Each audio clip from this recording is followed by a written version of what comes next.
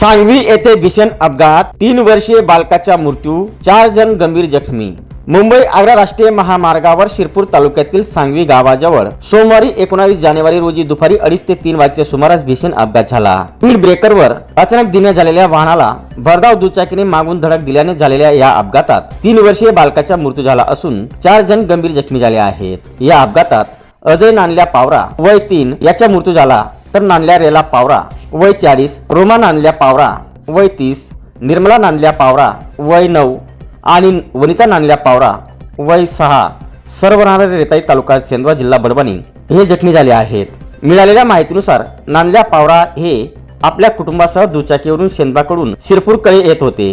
दरम्यान सांगवी गावाजवळील गतिरोधकावर पुढे चालणाऱ्या वाहनाच्या चालकाने अचानक वाहनाचा वेग कमी केला, त्यामुळे दुचाकीवरील नियंत्रण सुटून ती वाहनास मागून धडकली।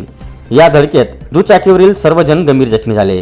जखमींना तात्काळ शिरपूर येथील उपजिल्हा रुग्णालयात दाखल करण्यात आले, मात्र उपचारादरम्यान डॉक्टरांनी अजय नांदल्या पावरा या 3 वर्षीय बालकास मृत घोषित केले। उर्वरित जखमींवर उपचार सुरू असून एकास गंभीर दुखापत झाल्याने त्यास धुळे येथे रेफर करण्यात आले आहे।